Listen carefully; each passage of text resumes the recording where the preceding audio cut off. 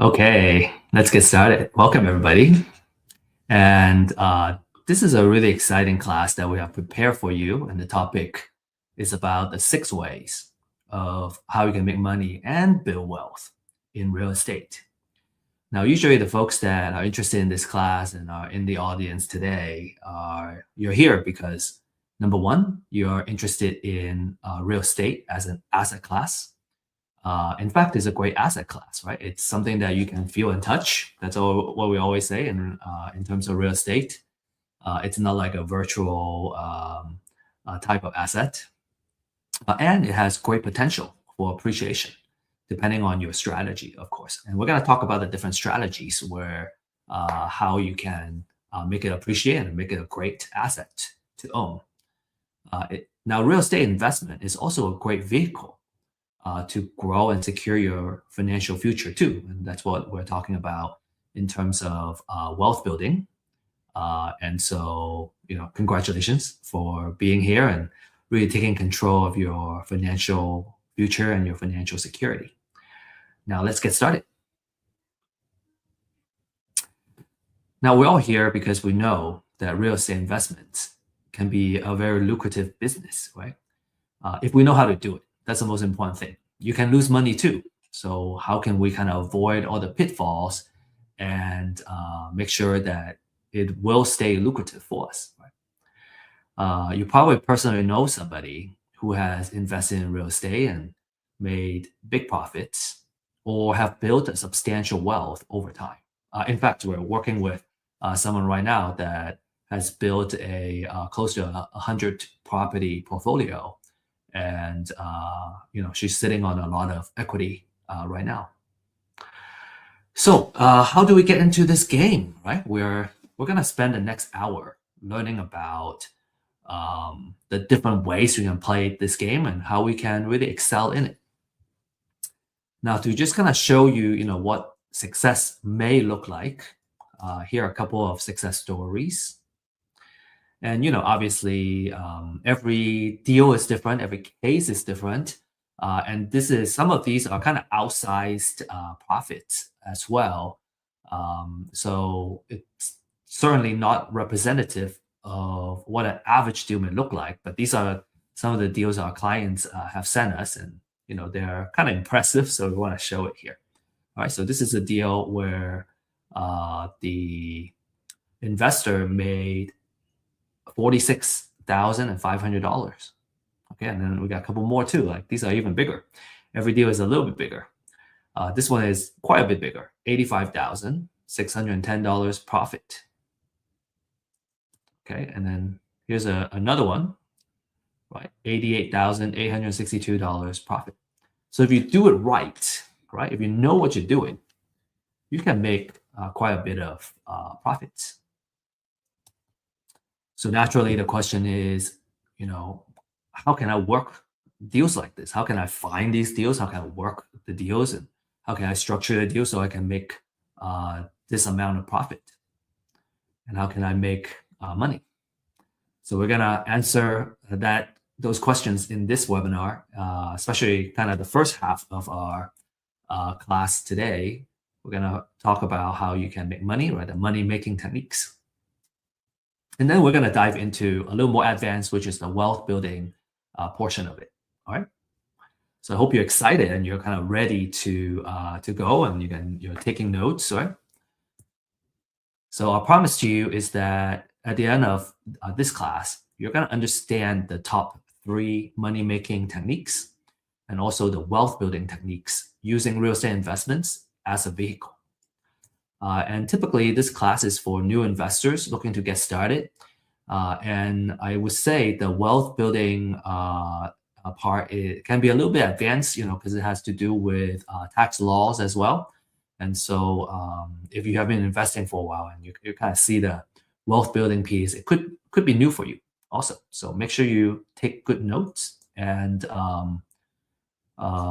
write down any questions you have. And you can either ask it on the chat here, or you can join us at our weekly office hours and ask those questions live. Now, I have found that, we talk about there's a term called digital deluge, which means, we're just inundated by notifications and, so many things kind of flooding our either physical inbox or digital inbox. And it can be very distracting. I have tried multitasking, and that is just not something that's very effective for me personally. And I have found that I learn much better if I turn off my distractions and I'm really focused on just kind of one thing, being present and do one thing. And I feel I feel like I gain more from my time as well. So, it's about how can we effectively use our time and get the most out of it instead of trying to do too many things and, we never do one thing well, right? It's about doing one thing really, really well.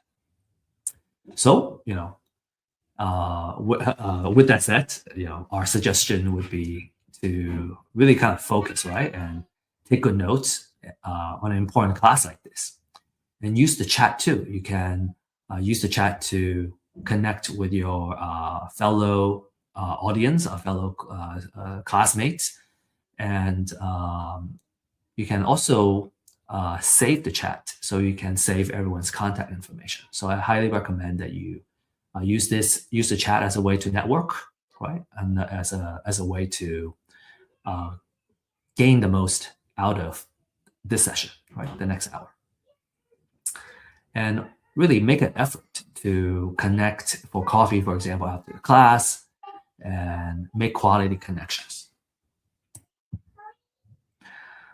Quick disclaimer, this class is for educational purposes only, right? Some of the examples we have is maybe real case, right? As what I just shared with you earlier. Some are simplified examples, so it's easier to kind of follow the math and really understand how the deals work.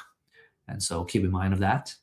Always do your due diligence, right? Whenever it comes time to analyze and make an investment decision. And we don't offer investment, financial, or legal advice. This is just for educational purposes only. Always do your due diligence.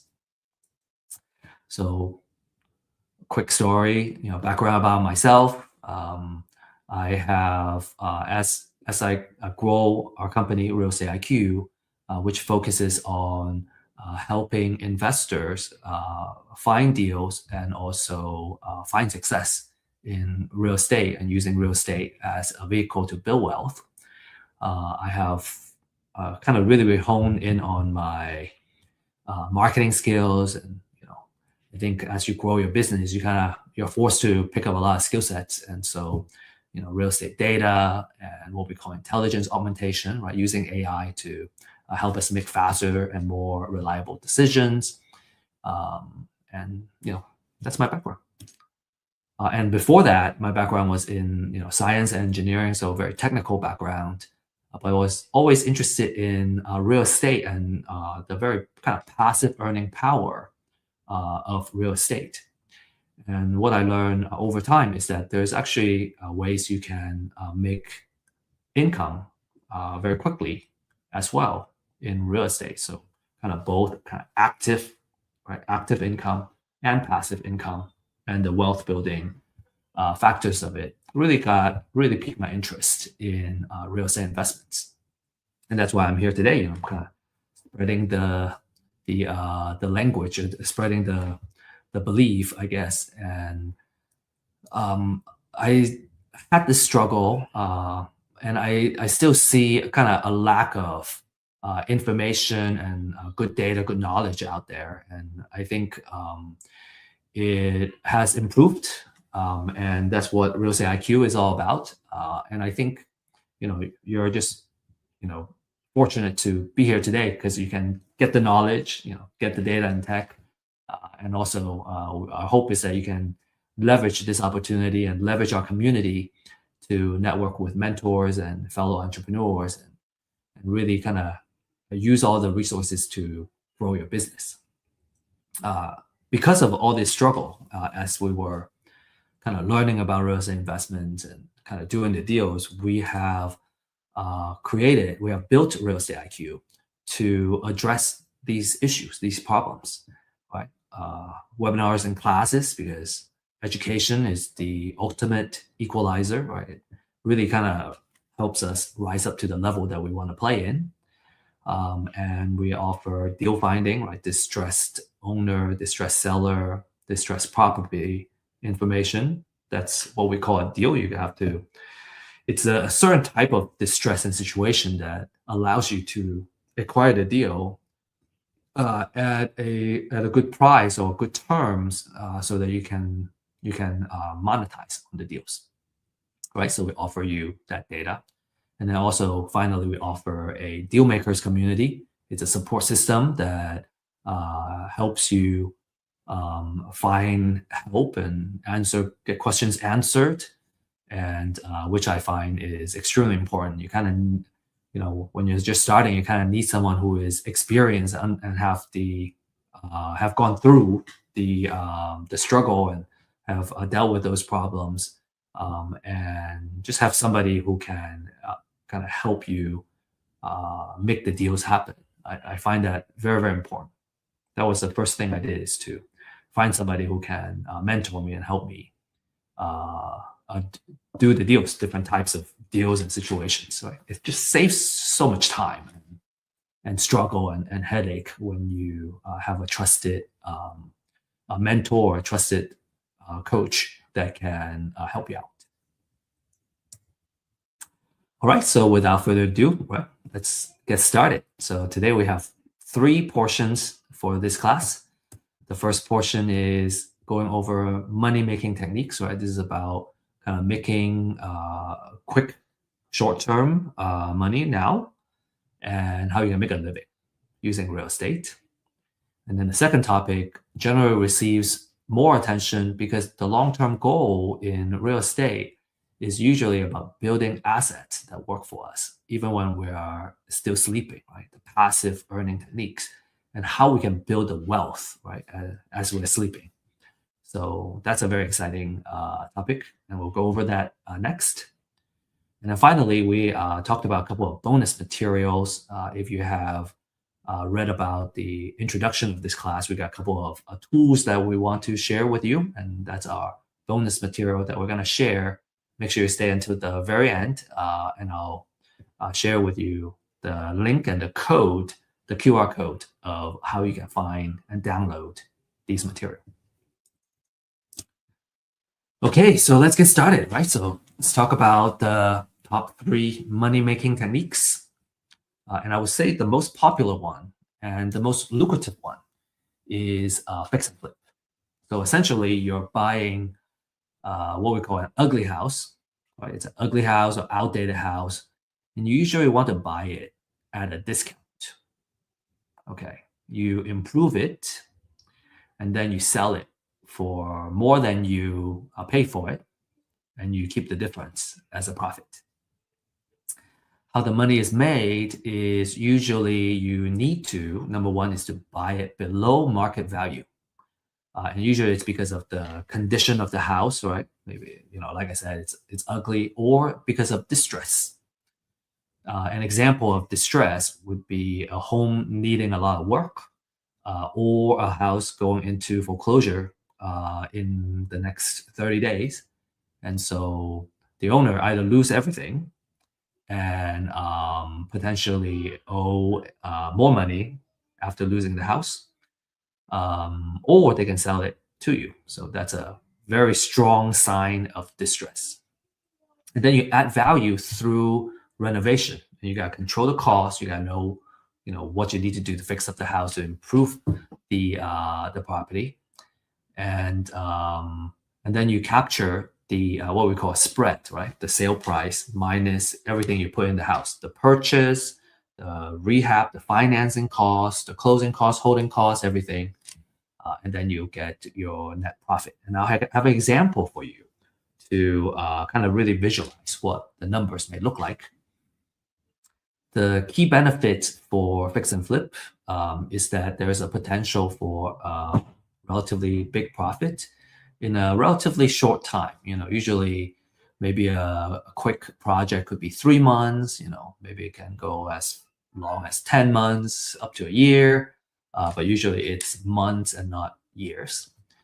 And you can build capital by what we call forced appreciation here, where improving and forcing it to appreciate. And you have a active and hands-on way of kind of controlling this project. And we usually say that fix and flip is more of a construction project. After you get the house, you gotta manage that construction project really well, control your costs and your schedule and the quality of the renovation, and improve it in such a way that you can sell at a profit. So risks, right? Everything has risk. You're gonna do, even sitting around, there's a risk to it as well. So the risk of fix and flip is that the price or buyer demand may go down during the time of your project. So just when you thought it's gonna sell high, if the price actually went down, then you may suffer a loss, right? It's possible. So you want to always be mindful of that, and that's why we also encourage our users and our clients and investors in general to really stay on top of the real estate market update. And we share this on a weekly basis in our Thursday live stream to share with you what's happening in the industry and what's happening with the market on a weekly basis. So you get to stay on top of it. All right. We call it about market risk, right? If the price tanks while you're in the middle of the project, you could be either wipes out whatever profit that you thought you would have, or you may suffer a loss. Okay, so let's be very real about that. Usually, you want to purchase it in such a way that you can account for a potential dip in the market, and the market is also seasonal. So, as you become a more seasoned investor, you've gone through and understand the different seasons, you are gonna make the right decision in terms of pricing and when you want to work on the project and when you want to put it on the market and all that. So you can, as you get more educated, you're gonna learn how to minimize and play with these risks, right? The other one, very, very important, is these are construction risk. So if the cost goes over, right, cost overrun, if you have contractor issues, you have permit delays, and making the project more expensive than needed. We do have a fix and flip workshop that you can purchase and attend, and I highly recommend that before you before you start a project, is to kind of learn the ins and outs of what you need to do, and then ideally work with someone who is experienced and can walk you through it. I think kind of having the education gives you the basic foundation and the language, and then also having someone experienced that you work with to kind of bridge that gap until you feel comfortable in doing that. I think that's a golden combination. Right, and then there's financing and holding risk. Usually when you do a short-term flip, you take out financing that has a higher interest rate, and if the schedule, right, if the construction goes over, actually we have a deal right now that has gone cost overrun and a schedule overrun right now that has increased the cost of the flip. The good thing was we were able to acquire the property with enough margin, right? And the discount was so big that we're still expecting to come out ahead. And so just something to kind of keep in mind. And again, there are things that you can do to minimize some of these risks. Okay. Let's talk about the 70% rule of thumb, right? This is one of the rule of thumbs that you should know. And as a demonstration for the rule of thumb, we have also prepared an example. So what the 70% rule of thumb is that everything you put in on the house, you should only be putting in up to 70% of the after repair value of the property. Okay, after repair value means what the house looks like and what the market value would be after you fully fix it up. So this is how we would use this rule of thumb. Okay, and once you get good at it, you can probably do it in your head. So number one is we need to figure out what the after repair value is, and you do that by looking at the comparables in the area, right? All the neighboring houses that were recently sold.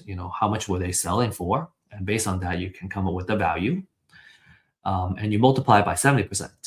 So in this example, let's say the after repair value is $500,000. You take 70%, that's 350,000. And then we will subtract the repair budget. Okay, so subtracting that means the offer that I would make is $280,000. That's our distress offer. Also, you may also hear it as learn it as maximum allowable offer. Maximum allowable offer. Okay. The glossary is going to contain all these terms. Now, if we kind of go back into here, right? So just kind of adding all the numbers up, how does it work? So if I purchase it at 280, then I put $70,000 in, and then that means everything I put in is 350,000, which means there is $150,000 or 30% of the spread, right? That's a margin, that a profit that I can make. All the additional cost of the project, is gonna be accounted for in that 30%. And if there's any kind of margin of error, is gonna be part of that 30%. So usually that 70% rule makes sure that in most cases there is enough margin built in that you're not gonna end up losing money on the deal. So that's a very important thing, is that we follow that 70% rule, and we only this is our maximum offer. This is the max we can offer based on this formula. And just to demonstrate what the other 30% would be, okay, here's an example. So 30% of the $500,000 after repair value is 150. And so with that, you gotta pay for closing cost. There is holding costs, right? Insurance, electricity, utilities,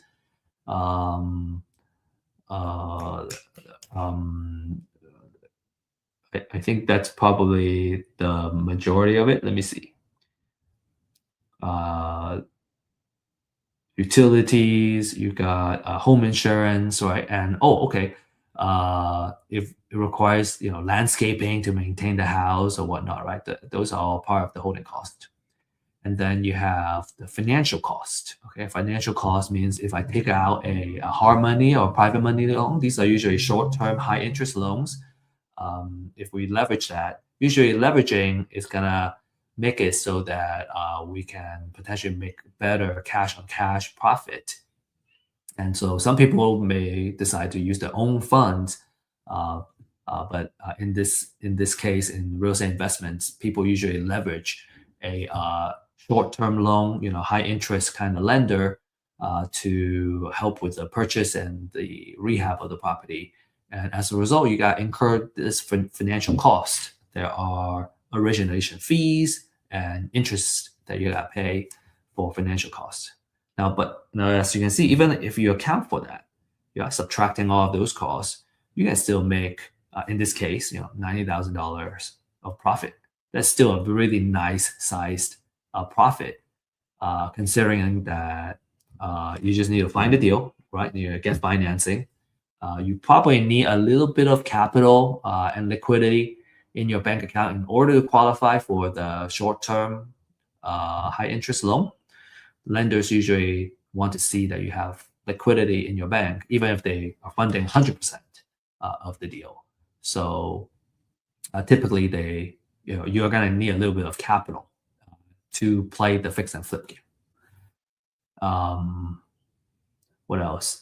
In the fix and flip business, you are in the construction. business, right? You're managing this project, you're managing contractors, you're managing the budget, you're managing the schedule, what needs to be done to fix up all that. So cost overruns and project delays can eat into your profit. Okay. If you have any questions on fix and flip, any comments, we'd love to see it. Okay, next is wholesaling. Okay, so wholesaling, we're kind of going down to the, in terms of the amount of capital that you need or liquidity that you need in your bank account. Fix and flip is going to require the most. Wholesale is going to require less. And then the third method is going to require the least. So in terms of wholesale, what you do is that you find a distressed seller, right? And you secure the property under contract.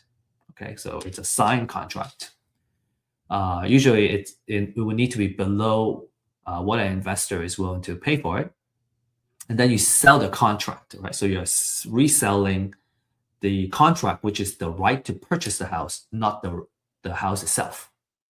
So you sell the contract to another investor and you can make a fee out of that. So usually the time frame for wholesale is much less, right? A fix and flip is a several month kind of project. A wholesale deal is just 1 or 2 months, right? 3 months or so to monetize. Okay. Your profit is the assignment or wholesale fee, and it's commonly a couple $1,000s, about 5 to 10% of the property price. Of course, it depends on the deal size as well. So the key benefit for wholesale is that it requires a low capital entry. All right, you can get started with very little money. You just need to pay for the marketing. All right, usually what you need is a list of distressed sellers or distressed properties that you can do outreach to, and then you got also pay for the marketing. You should have a marketing budget, right, as a wholesaling business. And you also need some earnest money to put the house under contract as well. There is no rehab or long holding period like fix and flip, so you avoid the construction and the kind of time risk. The great way to do that is to build a buyer's list in addition to have a list of distressed sellers that you can acquire the property from, or not acquire, but to get them to agree to sign a contract with you, so you can lock it up. The risk about this method is that there might be wholesaling rules and regulations in your particular state. And some states may require you to become a licensed agent before you can do that.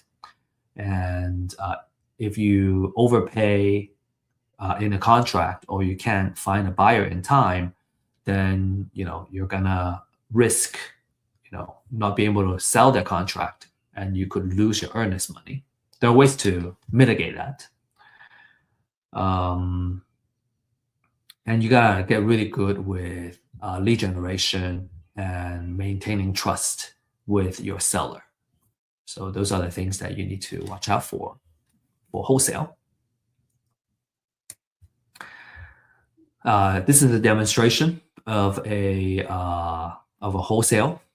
So in this case, right, if you remember, everyone remember the example that we were running. Now, instead of doing the fix and flip itself, I'm a wholesaler, so I want to sell it to a fix and flip investor.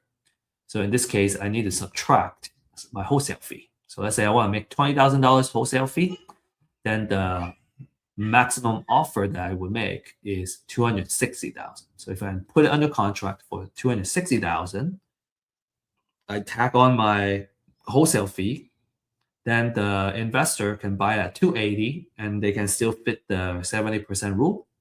And because of that, I have created value for the fix and flip investor. And the reason is it's not easy. It's difficult to find distressed sellers and putting it under contract.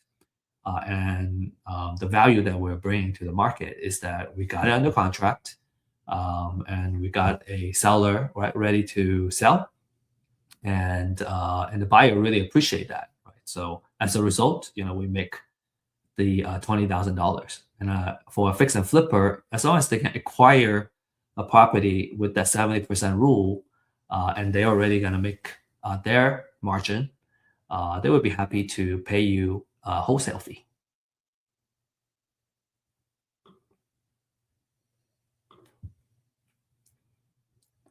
Cool. The third technique is called bird dogging.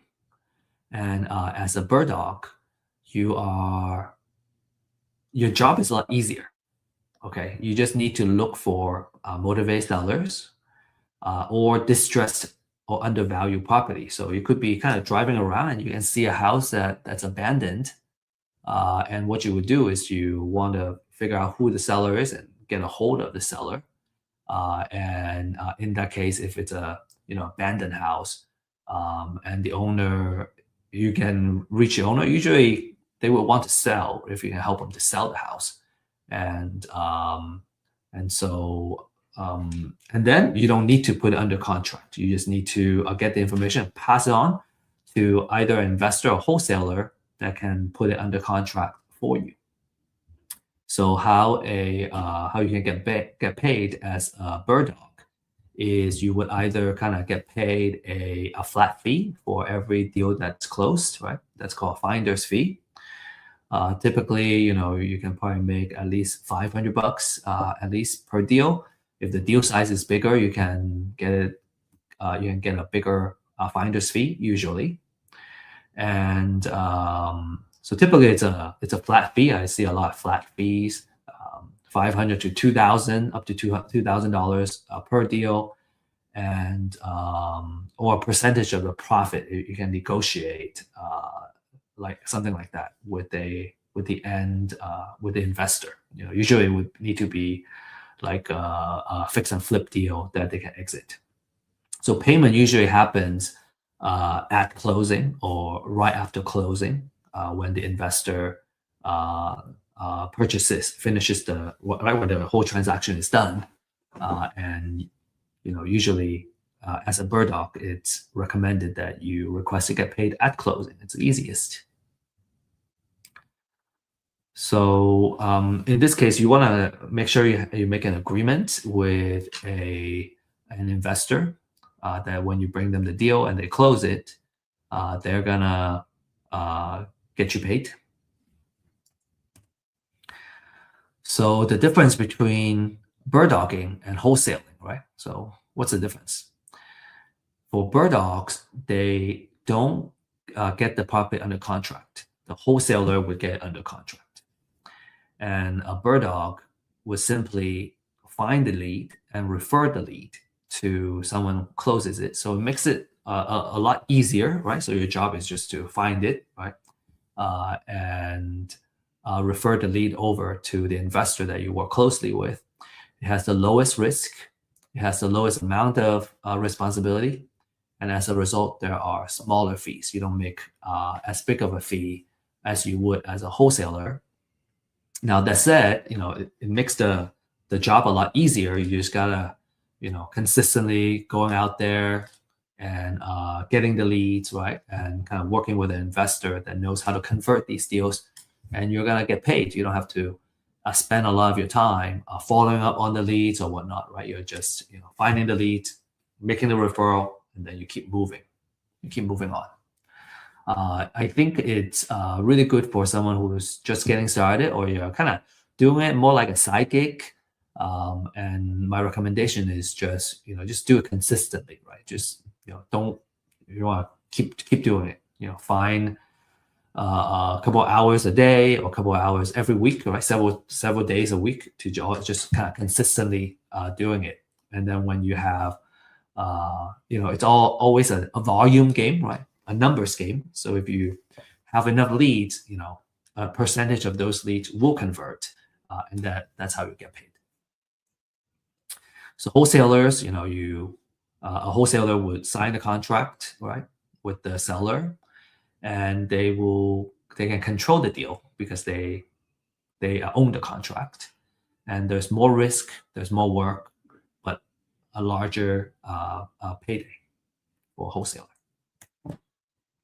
Cool. So as a mini recap for this first segment, fix and flip, you're gonna have a biggest payday out of these top three techniques. You are in the construction business. You are taking more risk, right? You got to hold the property for longer. There's more expenses. You have to manage the project. You have market risk. You have construction risk. A wholesaler, you're in marketing and deal finding business, right? Your risk is lower. You can make the money a little bit faster because you're gonna put in a contract. You find a seller, and when the deal closes, you're gonna get paid. The skill is on how you can find deeply discounted deals that are ready to put them under contract. And then bird dogging is you're in the relationship and the marketing business. You're gonna end up talking to the seller, right? Finding the house, talking to the potential seller, and then making that connection. So it's about consistently bringing the deals to serious buyers. You want to make sure that you have a investor, or it's usually an investor buyer that's gonna take your leads and work those leads consistently for you.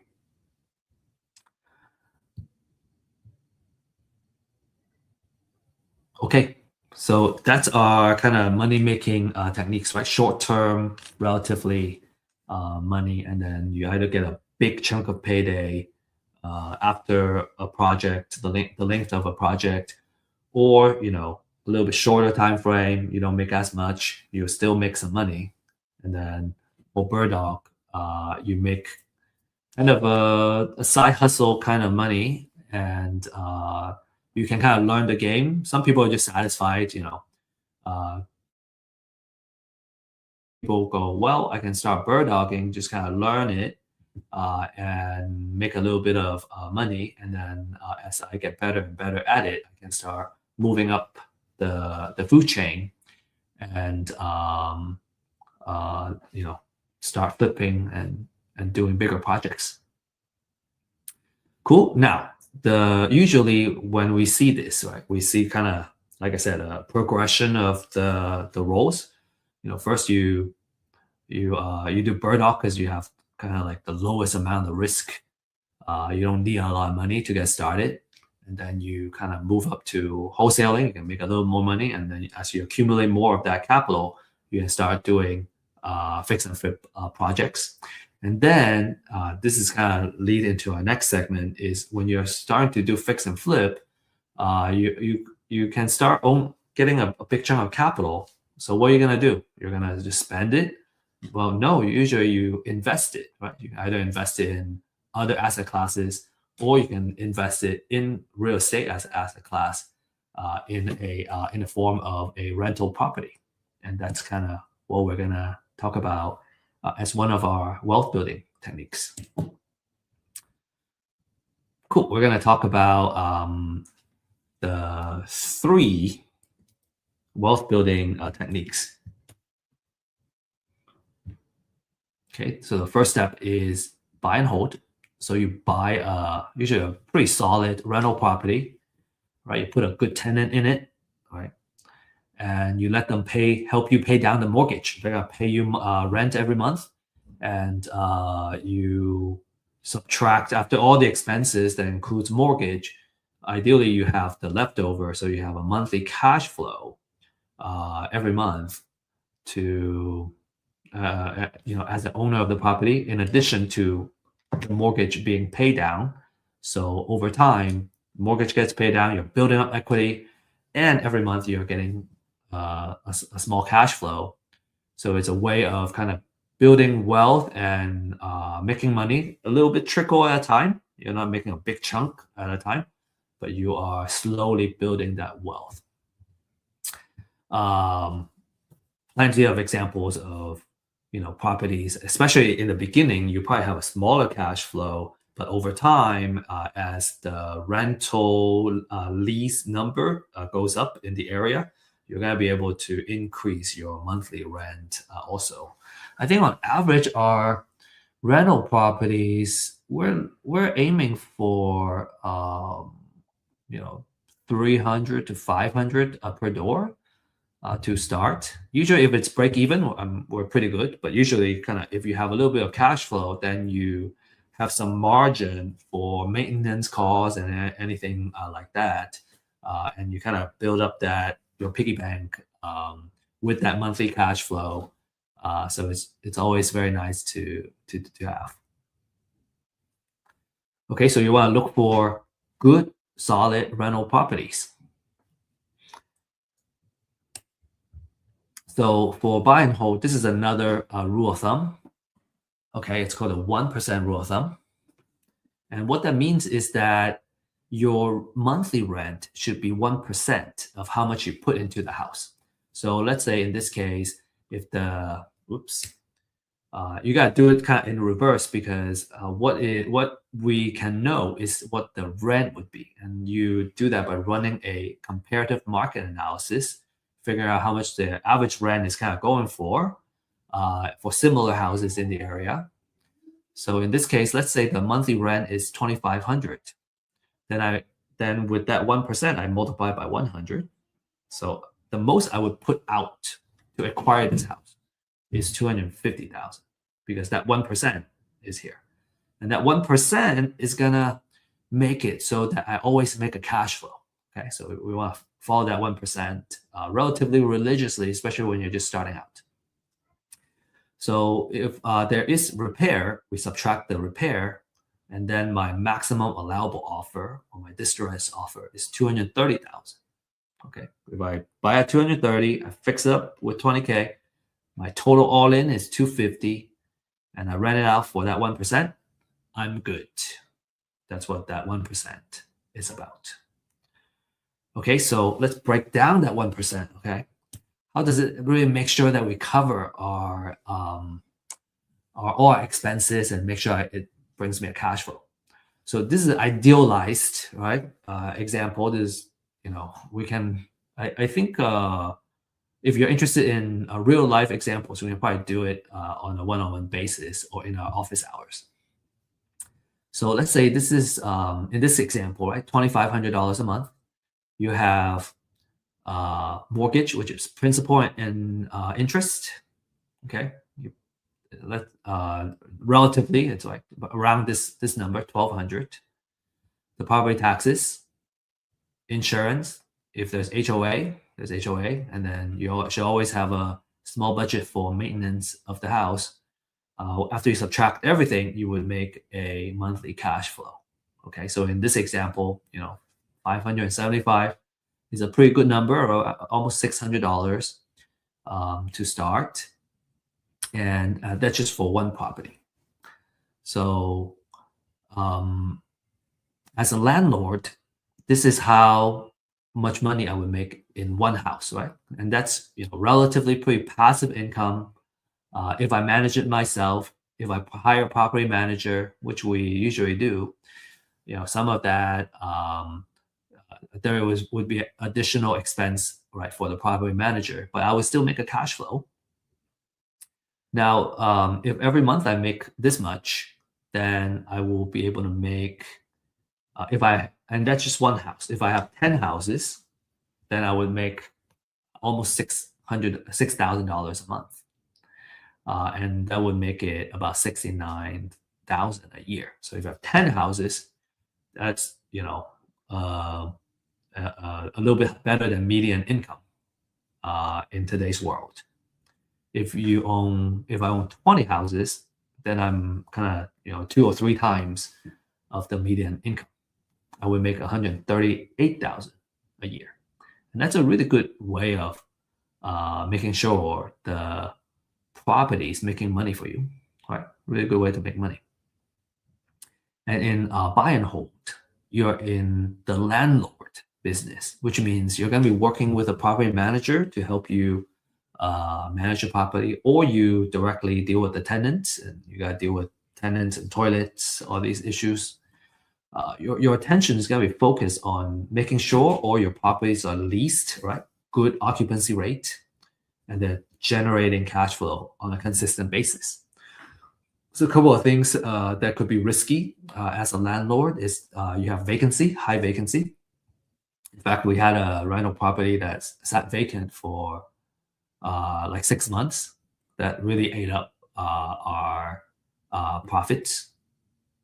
In fact, we had to kind of keep the mortgage payments going, right? So that's a risk you want to be very cognizant of. Make sure you can reduce the vacancy. And then you want to have a good tenant quality so that they will keep your house well, and they will consistently pay you rent.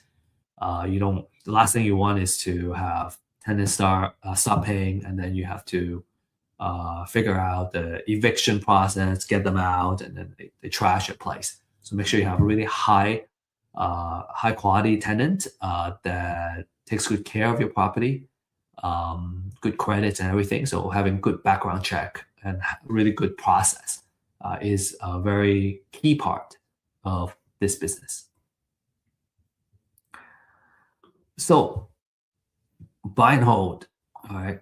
We call it a wealth building technique, okay? And this is just like the first step, okay? So, but these are very exciting. So number one is you get your monthly cash flow, right? You can, as you build up that monthly cash flow, you can save that up, and it could become a down payment for another property. That's one. The second one is called appreciation. So there are two types of appreciation. One is naturally the house value goes up over time. And so that's what we call natural appreciation.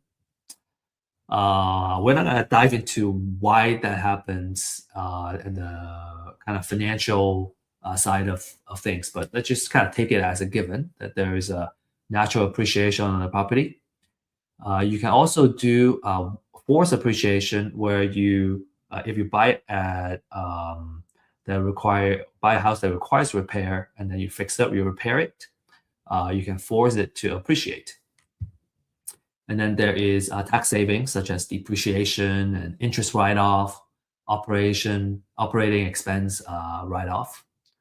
And then finally, because every month you're paying the mortgage and you're paying down the principal, so you're building up that equity. So there is a scalability in this sense, where profits and the equity of one property can be leveraged to buy additional properties, and you can build a portfolio. And I think it's always a good way to kind of start. What's one way to kind of say is that if you start accumulating, right, a lot of these properties, kind of like playing Monopoly, right? You want to have all these houses. You can collect more rent, and then when you have multiple houses, then you can start going, well, okay, should I want to keep buying more houses, or should I want to change all of these houses into a hotel, right? Into a kind of bigger type of maybe a commercial property or whatnot. So this is kind of the way to do it. So there is relatively stability in buy and hold because you're less dependent on the short-term market swing, as opposed to flipping, and then you can always kind of ride out the downturns as long as the property continue to cash flow with a tenant in it.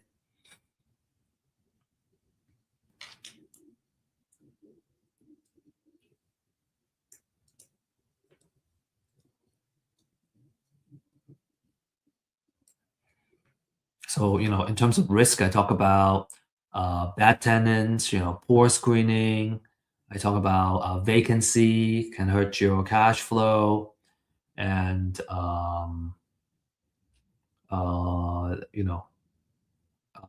if there's a oversupply of housing in the area, then you're gonna potentially sit on that vacancy. So you want to pay attention to those kind of risks and make sure that you really understand the local market before you kind of get into that. Okay, next is the Burr method. The Burr method is a way for you to scale your buy and hold strategy. So if you like, the rent that you're getting in one house, you want to do more of it. This is how you do it. You can kind of accumulate and build a portfolio of properties this way. So what Burr stands for is buy, rehab, rent, refi, and repeat. So number one is you buy a property that's distressed and undervalued. Okay, you could certainly buy a rent ready, move in ready house. Then you're not going to use this Burr method. You can buy it and just collect a rental. That's one way to do it. To kind of use this strategy, and we'll talk about the benefits of this strategy. Why we want to do this is that you want to buy it at undervalue and distressed, and then you are gonna rehab it and force it to increase in value. Okay, and now it's all nice and ready to rent. You rent it out, put a tenant in there, and then you can. Usually, when you do a rehab, you use a short-term, hard money or private money loan. So you would, after you put a tenant in, you can refinance it to a 30-year loan. And then yeah, when you refinance, you will buy out the existing loan, right? The short-term loan is gone. And because when you originally took the short-term loan, your value is here. After you rehab it, your value is here now, is much higher. So when you refi, you might be able to, usually you cash out some money, okay, because of the difference of when you first bought it, it was undervalued. After you fix it up, it's at a higher value. So when you do a refi, you can take cash out, and then you can use that cash as the capital to repeat this process.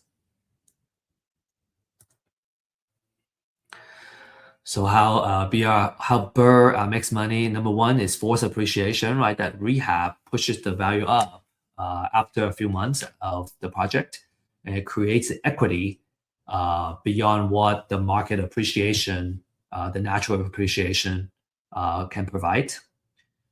Then the second one is you have an asset that's consistently creating a cash flow for you. So it pays down the debt for you in addition to having kind of the leftover profit that you can pocket every month.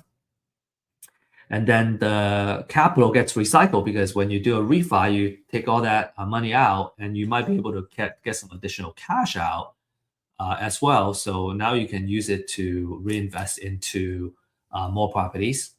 And then finally is the loan pay down, right? Because again, you got a tenant in there that's paying down your loan and you can build up that equity. So, in order to do this really well, you got to make sure that you have good discipline in your due diligence, right? You got to know your after repair value very well. You got to know your rehab very well, and your rent projection very well. Another risk is financing. So your short-term loan is expensive and also risky. So you want to make sure you kind of manage the rehab really well, and also you'll be able to kind of refi after. And then there's also lending risk, all right? Like, so what happens if after you fix it up, the house, you don't qualify or you can't get the refi money so that you can keep this wheel going. That's certainly a risk in terms of refinance. And so, in all, the Burr is more of an advanced form of buy and hold, and it's more of a scaling tool. It's still a really good long-term rental investing, but it really allows you to reuse the capital, and you can kind of grow a lot faster using this method. Because when you do refi, you're using not a bank conventional loan, but you're using a debt service, a DSCR loan, a debt service ratio, special loan for rental properties. So that allows you to really scale that. Okay, any questions you have, right? Feel free to use the chat or uh, save it and ask it during office hours. We welcome it either way. Okay. Now let's talk about another step, right? Let's take this bird step further, and then I'll have a really nice example to really kind of show and demonstrate to you, how to put all this together and how it works. This is super exciting. Okay, the third idea, the third I guess strategy is called buy, borrow, die. And in our Thursday live stream, John actually taught this in one of our sessions. He can explain it much, much better than me, but I want to really highlight the key points, right? So for buy, borrow, and die, this is what you do. You can do it in any kind of asset, right? But here we're talking about real estate as the asset. So if we use real estate as the asset for a long-term wealth and tax planning strategy, is you grow a portfolio of appreciating rental properties. You can borrow against the equity as the value goes up. You borrow against the equity, and then you let your heirs inherit those properties. And when they inherit the property, right, instead of selling, if you sell it, the taxes you gotta pay is based on how much you originally spent on it. But when your heir inherits it, they're gonna inherit it with at the value that it is today when they inherit the property. And so it's what we call step-up basis in terms of tax. So it's a really awesome way to minimize capital gains tax. When you use it's a combination, it's a strategy that uses appreciation in real estate, cash flow, and the lending flexibility to provide money that you can spend during your life, and also deferring or avoiding the tax bill that comes from selling. Because when you sell, you incur capital gains tax. So it's a very advanced strategy, right? Highly recommend that if you're interested, talk to an experienced CPA that knows how to do this. And we're just here to kind of share with you a glimpse of what it would look like. All right. So this is how we do it. The buy, borrow, die. So number one is you buy, right? You accumulate all this real estate. So let's say you have on a small scale, you have one or two properties, but on a bigger scale, you would have a portfolio of say 20 properties, 60 properties, 100 properties, right? And now you have a really good base for that equity growth over time. And anytime there's a economic cycle, the real estate value goes up, and so you have that pure equity. So once you get that equity built up, you can now borrow against the equity. You can take that cash out, and you can use it to either pay for your lifestyle or buy new deals and other investments. And over time, you can, as long as you manage your leverage carefully with the cash flow that you can generate from this real estate, then you're going to be in a really good place, right? So make sure you kind of manage that risk, right? Which is why we say it's a more advanced strategy, because you really got to run your numbers and really make sure that you're not pulling too much equity and you're over leveraged, and then you're gonna end up losing your portfolio. So you want to make it, you want to do it in a very conservative way, and that's by running the numbers correctly. You can kind of borrow against it either through what we call cash out refi, or HELOC, or a portfolio loan, and investors have kind of used any and all of those methods. Maybe they take out a commercial loan that usually requires a refi after 5 years. Either way, you can do that and take the equity out. So now you have the money that you want to either spend or buy additional assets. And then when you die and pass the portfolio, The final step is about estate planning and tax treatment. When you die while still holding these properties, your heir will receive what we call a step-up basis to the current market value for those assets. And that's the current US tax laws right now. This step up is going to erase the capital gain that has built up during your lifetime, right? Your heir is going to get to enjoy that. And if they choose to keep the rentals, right, then they will get the step up basis. So if they choose to sell it later, they already got the step up, right? They're not going to have your basis when you bought it, but the basis when they inherit it. So even if it rises more over time, the capital gains tax that they have to pay is going to be much lower than if they had to use your cost basis. To further demonstrate this, I'm going to give you an example, like I said, to really kind of add clarity to it.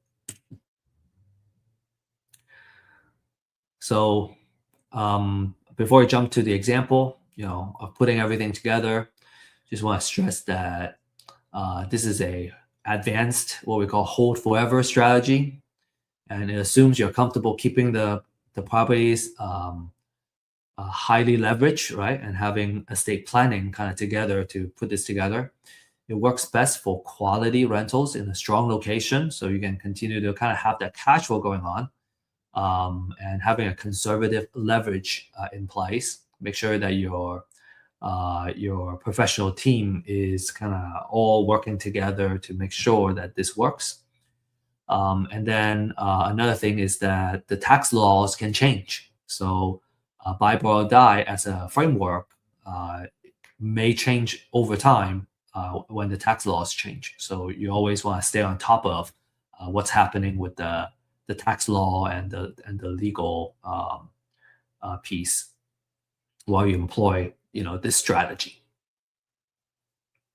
The last remark, look, another kind of more advanced is on the taxes, right?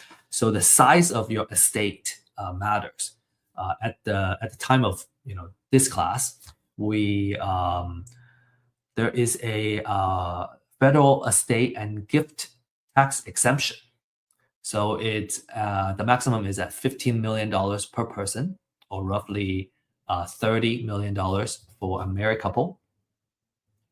And it's usually taxed at 40%. So basically, if you have less than 15 million as an individual or 30 million as a married couple, then you can qualify for the exemption, right? What you pass down. And then another thing is that each state can have their own estate tax. So, again, always kind of make sure you understand the state tax laws in addition to the federal tax law when you get this planning, when you get this done, right? Make sure you have that estate planning in place before you really kind of dive into this. But what I wanted to really demonstrate to you, with all these caveats, is that if you do it right, this is a very exciting strategy because you can pass down a lot of your wealth to your next generation without having to worry about the taxes, right? They get to, this is how we can build generational wealth. Okay, so to really fully demonstrate this, so let's take the next 5 minutes or so going over these next few slides. Okay, really demonstrate this. Okay, so phase one. Okay, I'm gonna buy a property at 80,000, and I'm buying at a really awesome discount because the after repair value is it's worth 200,000. So now this is because I have to rehab the property. Right? I really have to do a lot of work, put $80,000 in. So my total cost basis is 130,000 when I first put it in. So my cost basis is 130. I borrow all of this with a hard money, 11%, say. But I got it done, and then I have built an equity of 70,000. Right, so that's the difference between how much it's worth now and how much I put into it. I have $70,000 of equity. Okay. So that's the rehab kind of phase, right? Purchase and rehab. Now I rent it out. I'm gonna rent it out, and because the house is worth 200,000, I can take a 80% loan basically from the bank. So 80% of that is 160. And let's just say these are the terms: 30 years term, 70% interest rate, because the bank requires 20% equity, right? I'm gonna leave 40K equity in there, and I can take out $160,000 of the loan. So with that 160,000, I pay back my original loan, right? Because remember, this 130 was hard money. I pay that back, and now I pay all that back, and the difference is 30,000. So I have $30,000 that I kind of made, right? And it's tax free because it's a debt that I took out. And then I also benefit from having a reduced payment. Right? My interest rate is lower. Okay, so it's 12%. The interest rate is actually 12%. All right, and then in addition to that, my house has an equity of 40,000. Okay, so I have 40,000 equity. I have $160,000 of the loan, and taking that loan out, it pays back the hard money original loan that I took out, and I took out 30,000, to spend or invest in another deal, and then every month I have reduced payment. Okay, so that's the next phase. All right, another phase. Okay, third phase. Let's say 15 years later, the market value has gone up tremendously. Right, it has doubled in value, and now I am at $400,000 in terms of market value. My old loan, I remember I had a loan of 160,000. Well, over time, I have paid that down, and it's 130,000 now. Well, now I can do another refi. Okay, I can do a refi. Remember, the bank wants to keep 20% equity. So out of the 400,000, I take our loan for 320,000, and I keep $80,000 equity in the house. So that 320 I'm gonna use 130 to pay back the old loan. Right, the old loan was 130, and the difference is 190. So now I have $190,000 I can put in different places or buy more properties. Okay, I may choose to keep some myself and really enjoy it, have fun with it, or that's your wealth allocation. Allocation, no, allocation. You can allocate different percentage of that cash out, whatever you want to do. Right, it's your money. So kind of the aftermath of this phase is that you have $80,000 in equity, you have $320,000 loan with the bank, and you have taken out $190,000 that you can use. And again, it's tax free because it's debt. Then we have phase 4. Okay, so let's say another 20 years later, you are at the end of your of the life that you enjoy so well. Okay, now the market value has doubled again to 800,000. The original loan you have paid down to 200,000, right? Because you've been paying that consistently for 20 years by then. So then the equity is 800. Apologize, excuse the typo. 800,000 minus 200,000 equals to 600,000. So in this case, if the owner sells before death, well, you have the amount of equity minus your cost basis of 100,000. So you got to pay capital gains tax of 470,000, and that's a lot of money. You got to pay a lot of capital gains tax. But if you pass it down to the heir, your cost basis, instead of 130, it goes all the way up to 600,000. So apologize on the typo here. So your capital gain is 600,000 minus 600,000. There's no capital gain for the heir. So again, there's some typo here.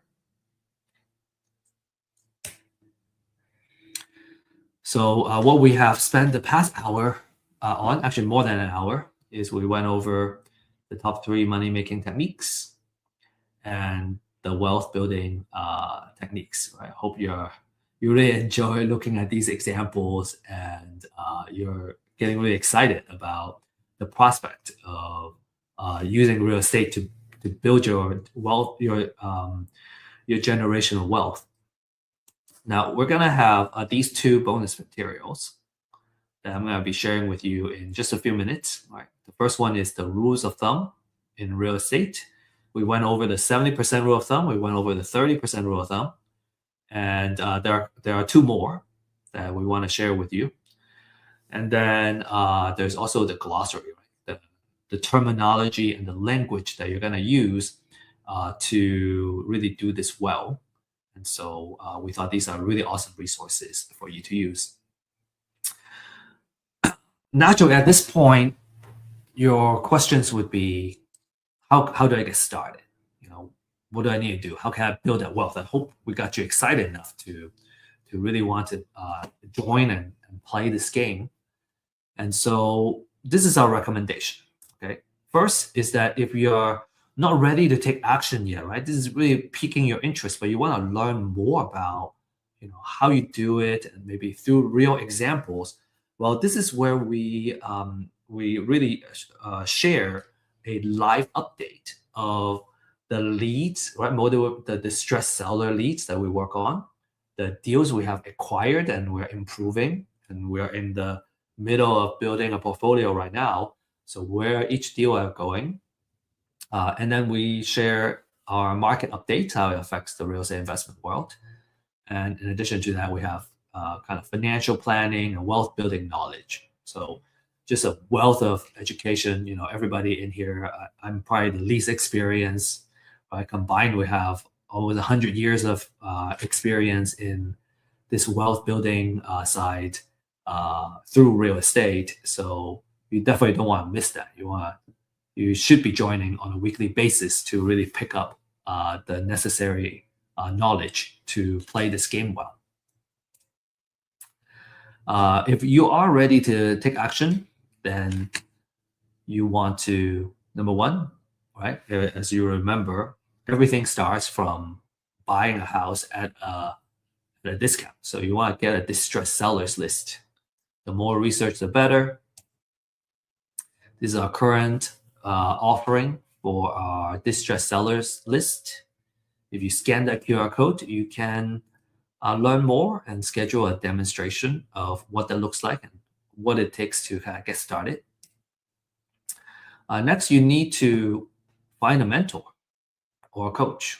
We highly recommend having someone that you can work with that would drastically increase the likelihood that you'll be succeeding in this game. And in fact, we have a deal accelerator program that's designed to help you do tons of deals, right? Do your first deal first, and then kind of start accelerating from there. So the QR code is specifically for that. Here are all the success stories that we have from our clients. Jordan, 2 deals, 60,000. Salvador, first deal, 30,000. Ismail, 80,000. And so if you want to, kind of join that exclusive club of successful clients, you can scan this QR code and schedule a one-on-one consultation. Let's see if this is something that that you need in your life, and let's see how our solution can help you reach your wealth building and money making goals. And as promised, I got a QR code here for you. You just need to scan that, and it's going to ask you to enter your email address. Just fill that out, and it's probably going to take you 2 seconds to fill that out, and you'll be able to download these 2 bonus gifts. And with that said, our time is up. Thank you for joining us. We want to wish you best of luck and happy investing. I look forward to seeing you in either our live stream or our office hours and get to know you and really help you reach your goals. So appreciate your time and look forward to meeting you in person soon.